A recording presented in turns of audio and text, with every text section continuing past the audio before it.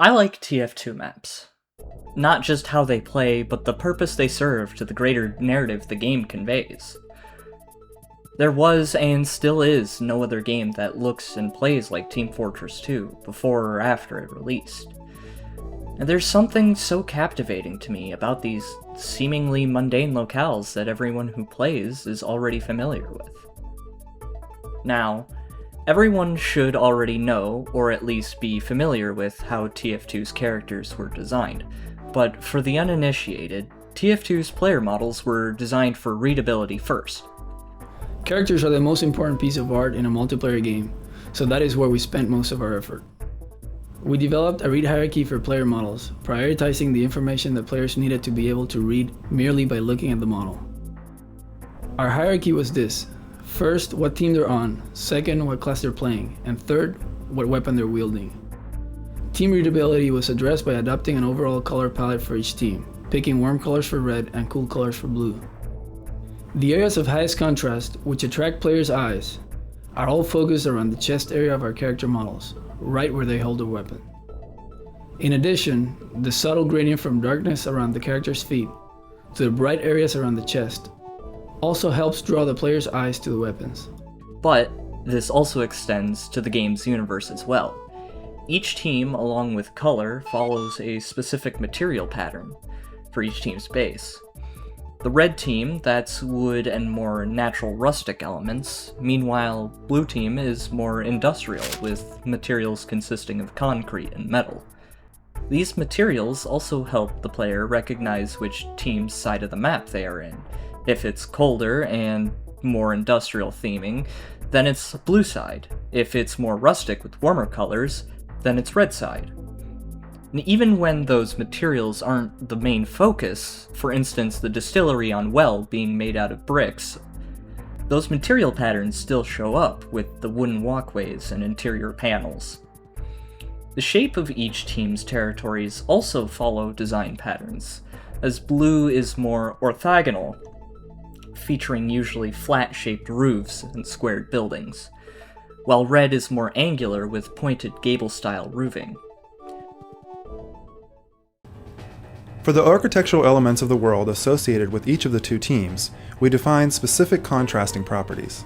While the red team's architecture tends to use warm colors, wooden materials, and angular geometry, the blue team's buildings are composed of cool colors, industrial materials, and orthogonal forms. By maintaining a minimal level of visual noise in our world design, we employ an almost impressionistic approach to modeling. This philosophy was also central to our texture painting style throughout the game. The red and blue colors used to paint opposing areas of the game world are analogous to one another as guided by this reference color swatch, with muted colors dominating and small areas of saturation used to provide further visual interest. The texture maps used on the 3D world are impressionistic and maintain a minimum level of visual noise.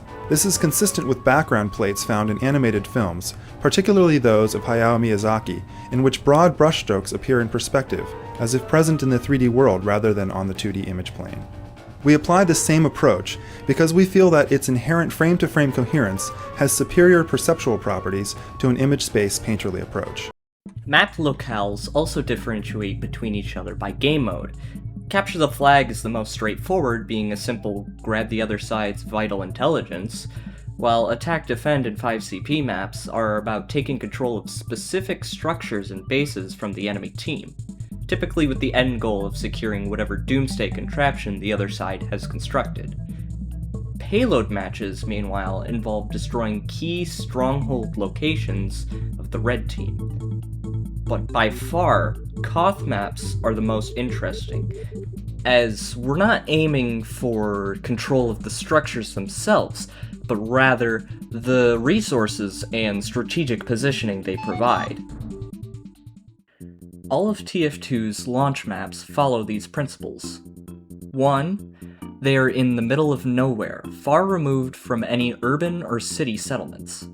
The facilities we, the players, are fighting over are either A. haphazardly constructed, almost like they were built in a hurry, or B. a recently refurbished, abandoned building. 2. They are industrial places of work or business, fenced off, It's clear whoever owns these businesses does not want the larger public wandering in. And 3.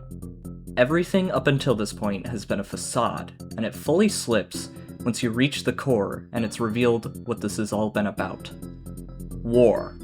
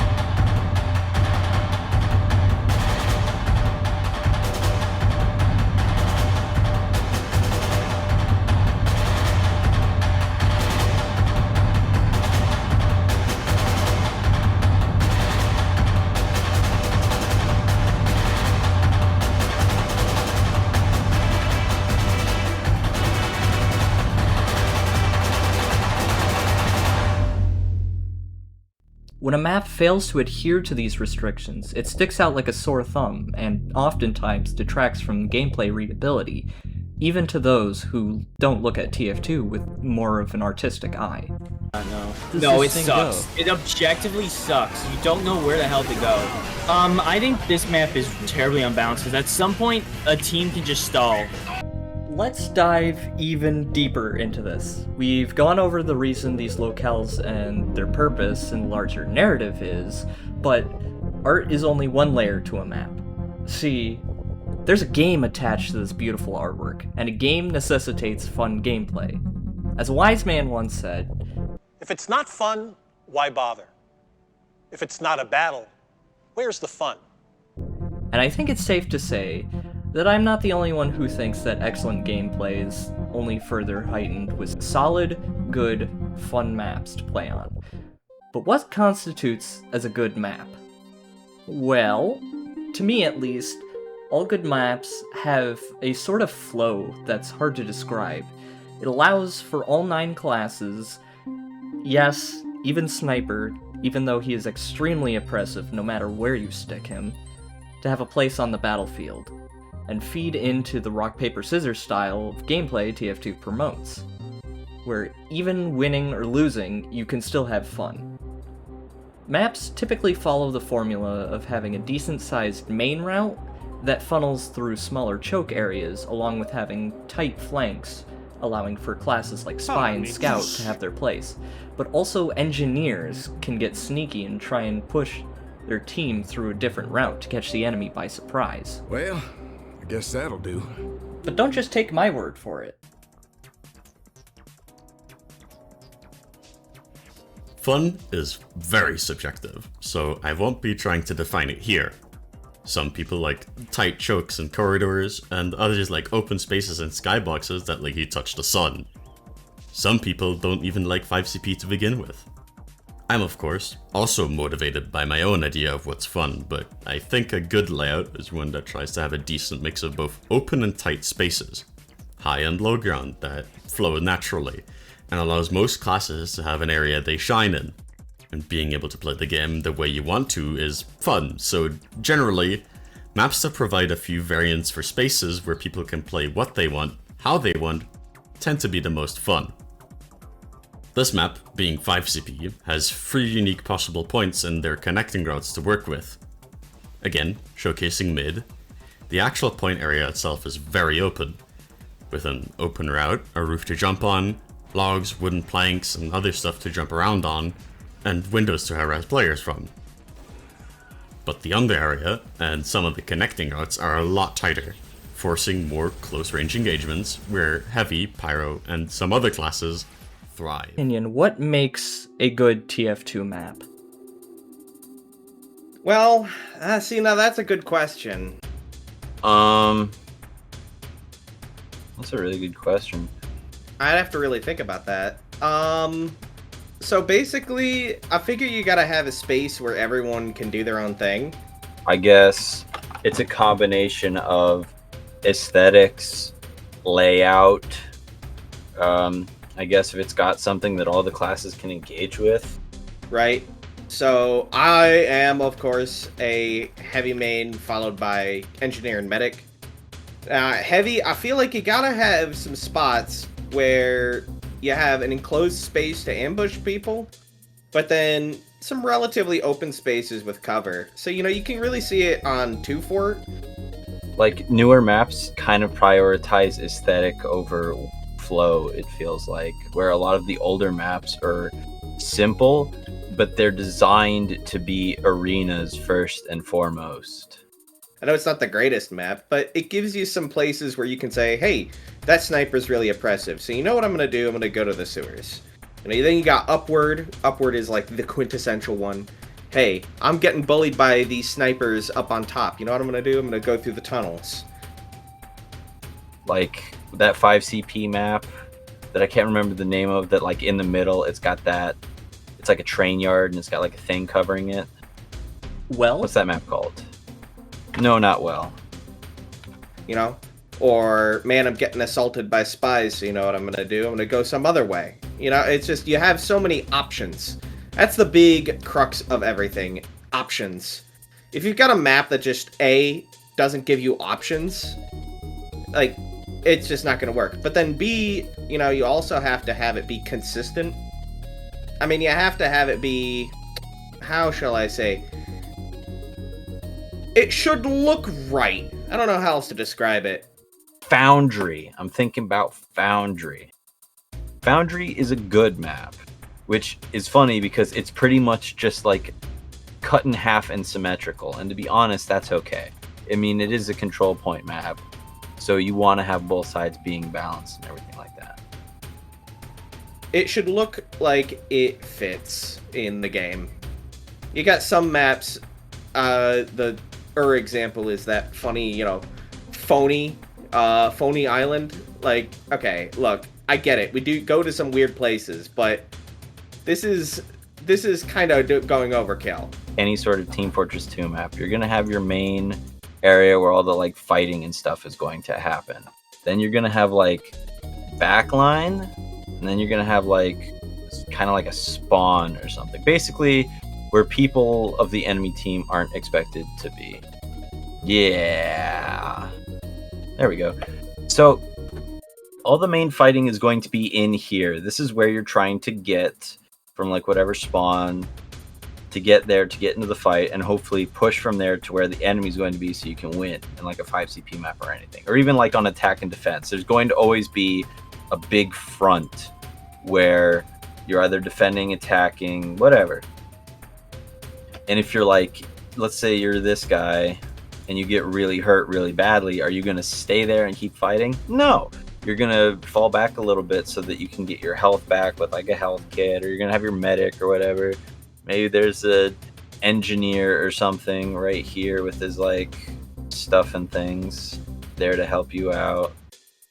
I don't really know how to answer that, because I could say just very generic things like, oh, it has to, this kind of technology should be present. This sort of layout should like be prioritized, like certain boxy structures. But that is an extraordinarily game mode dependent thing. But now you can have like aesthetic elements, like, oh, where are we fighting? Like 2 Fort at least has like the cows and like a semblance of where you are. Dust Bowl is like, oh, we're in some dusty shithole. But all the new maps seem to be focused on the location instead of the actual design of the map. Whereas the aesthetics are supposed to be like dressing, so you're not just fighting in like a grayscale nothing burger place. something I guess a lot of them can do consistently is they tend to have a lot of areas where different classes can shine. Where it's not like one class takes over most of the map. It's like, hey, there's a lot of verticality here that, soldiers, demos, and scouts can take over all in this one spot. But it's not like so overt where everything's covered in like giant steeping slopes. Like, you understand what I mean? Yeah. So the new maps do not feel good to play. A lot of them also just have like too much stuff going on with them. It's like, oh, you have this flank route, and you have this flank route, and there's this other place that you should get into. Like there's enough to where each class can like do something. They're not just stuck to walk around and shoot people. They can actually like engage with the environment in an interesting way, or have spots for engineer to set up and such like that. But I think that's what makes a map good, is just having a lot of space for the classes to utilize their unique abilities. We have this area we need to go to. We can go in this, which is the side route, but there's also the main route. But we can't use the main route because they expect us to go from there. Now, this is the main area that you would use for flanking, but they also expect us not to come through here, so we'll have to go through there. But now they expect us to come through there because we can't come through here. So we have to use the third flanking route. But of course, because we can't use that one, it's the Princess Bride scene of which cup is it? And it's like, I can't pick that cup because of that one, but I can also pick this one. And it just gets so wrapped up in this to where you have like so many points of like how you can get in here that it just becomes ridiculous. I've done a lot of telling, so let me do some showing instead.